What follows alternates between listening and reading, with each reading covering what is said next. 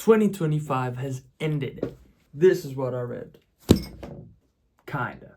I'm gonna dissect every book and give my key takeaways.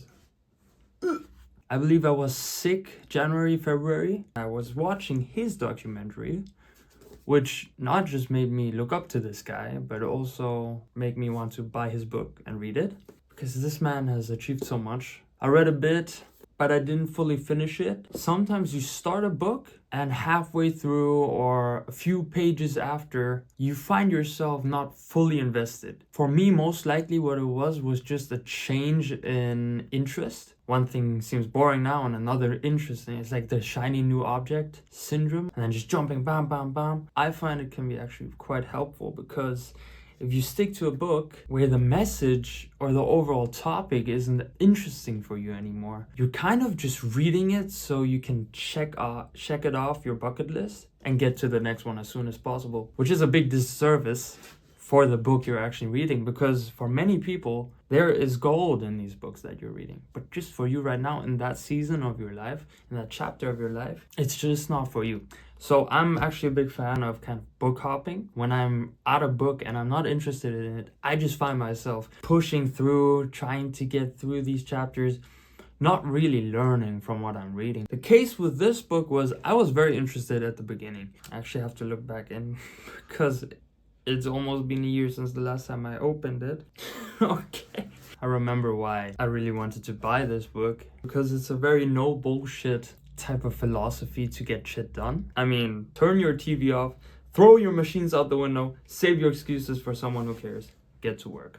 It's quite simple. Just shut the fuck up and do it, basically. Reminds me of David Goggins as well. Maybe this year will be the season of my life where I'll finish it. Maybe not. Maybe there are other books that are more appealing.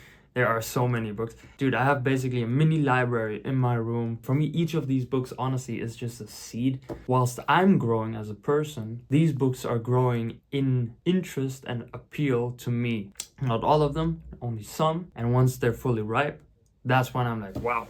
Okay, in my phase of life right now, this is what I should be reading. You have kind of made a garden of books in your room. Many of them are blossoming to the point that one day they are harvestable. Second book, let's keep on going. Super Communicators. Communication skills to me are one of the biggest, if not the biggest aspect in my life that I want to excel in. Charles Duhigg, he also made The Power of Habit. I haven't read that yet. One of the very first books I've ever read outside of school on my own accord was Atomic Habits. Maybe that Power of Habit might be obsolete, but I don't believe it. Especially right now, I am working on doing a habit reset because I found myself being taken away by algorithms on Instagram, being taken away by algorithms on YouTube. This month, I'm really focusing on intentionality, how to use my time, because so much of my time just goes into these social media apps. You just get sucked in, even if you know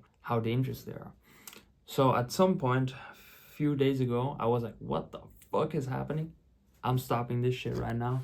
Deleted Instagram off my phone, put it still on my iPad because I do in the end need Instagram for my modeling account, but I don't need it to be sucked in a doom scroll. So thank you, but no thank you. Anyways, Super Communicators, there was some very nice storytelling with various short stories of people that just are really good at communicating. And that's what this book is all about, the core principles of communication. With reading, if it is relatively important to you, you don't have to be taking immense notes. Actually, that might take away from the experience of reading the book itself because you're so focused on, I need to get these messages in, I have to kind of cram them in my head. And I believe that comes from school as well, because that's literally what you did in school. You would read texts, you would have to underline, highlight everything, and then cram it in your head, because the test is on memorization, but not on internalization. When you internalize a message, that is much more powerful because you don't have to actually force yourself to take note of what you just learned.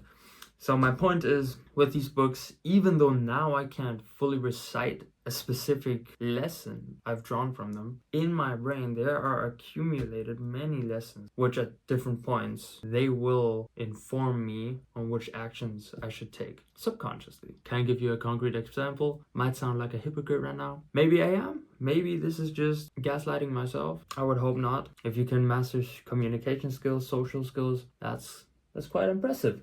Now, next book, talking about communication skills, this banger right here, Cues by Vanessa Van Edwards. Listening to a podcast, to many podcasts where she was on, I had this book already for more than a year in my bookshelf. And I really enjoyed the podcast I was listening to. She is a very charismatic person, which is leading by example. That's why I just grabbed it from my bookshelf. Like I said, there are books for different seasons of your life. I am 1/5 through really important lessons. And one that I can say off the bat is the balance between competence and warmth. For communication zones, she mentions in this book the danger zone, where you don't want to be, and the charisma zone. If you place value on being a great communicator, this is where you want to be. You could have a lot of competence when you're speaking, when you're communicating, not just verbally, but also the body language. Think of power pose. We all know somebody who seems really competent. When they walk in a room, you know, okay, this person ain't here to fuck around. They know what they're going to do. If shit goes down, they know where the fire extinguisher is. They know how to call the number that is needed for the specific situation. Then you have people that are highly on the warmth side of things. They're just really nice, but they're not really competent. They can't really get shit done.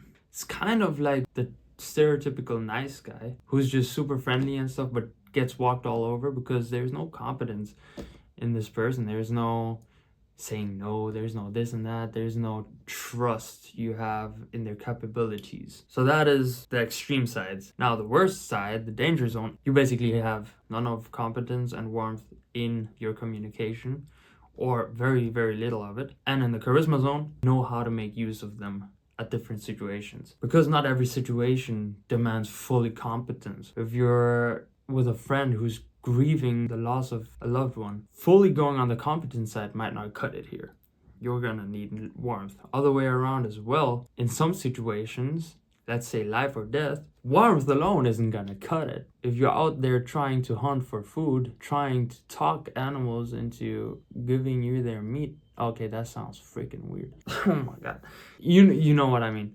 It's not gonna cut it. That's where you need competence. So depending on the situation, you have to have the skill set to choose what you're gonna incorporate. I believe in my communication, I am more leaning towards warmth and less towards competence. And I definitely want to change that, because I believe, especially for a man in progress, competence is extremely important, and it's also extremely attractive for a guy. Sure, for some girls it's also attractive that they're highly competent, but there is more importance for a guy to be competent than a woman. Warmth is also very important. So if you're a guy who's highly competent but has no warmth, that's kind of like being the asshole. If you're a guy who is just full of warmth but no competence, that's just the nice guy. What you want is a nice mix of that. You have to have the confidence of the asshole, yet the emotional intelligence of the nice guy. Put that together. Yeah, I gotta go now. This is the first half of this video. I started recording. That's progress. Let's go.